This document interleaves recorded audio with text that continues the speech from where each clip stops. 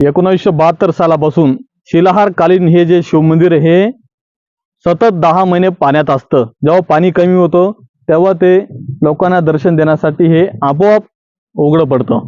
इगतपुरी तालुक्यातील वांजोळे गावातील वैतरणा धरणात असलेल्या एका छोट्या टेकडीवर 800 वर्ष जुने शिलाहार कालीन शिवमंदिर आहे।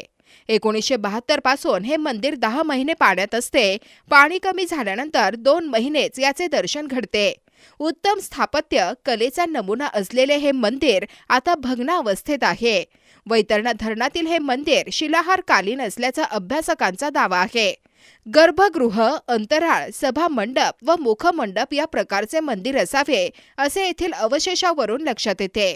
आता मंदिराचा फक्त सभामंडप उभा असून मंदिराची सगळी शिल्पे आजूबाजूला विखुरली गेली आहेत।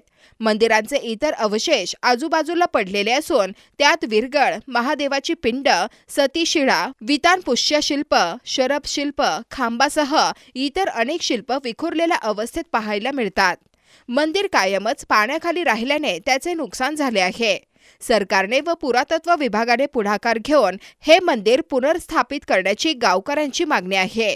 मंदिराला वाचविण्याबरोबरच पर्यटनाला आर्थिक मदत मिळाल्यास गावाचाही विकास होऊन पर्यटनास चालना मिळेल।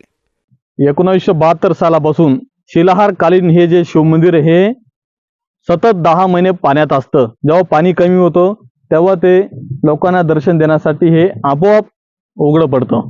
परंतु पुरातत्व विभागाकडून या मंदिराकडे दुर्लक्ष झाल्यामुळे अशी परिस्थिती या मंदिराची झालेली आहे। त्यामुळे पुरातत्व विभाग या खात्याने झोपेतून जागे होऊन या मंदिराचा जीर्णोद्धार करावा आणि जर जीर्णोद्धार झाला या मंदिराचा तर पर्यटकांची मोठी प्रमाण गर्दी होईल आणि पर्यटकांच्या माध्यमातून आजूबाजूच्या लोकांनाही रोजगार उपलब्ध होईल आणि इगतपुरी तालुका हा पर्यटकांचा एक चेहरा म्हणून ओळखला जाणारा इगतपुरी तालुका आहे। त्यामुळे नक्कीच पुरातत्व विभागाने या बातमीच्या माध्यमातून दखल घ्यावी। तुम्ही पाहत आहात विस्टा न्यूज मराठी।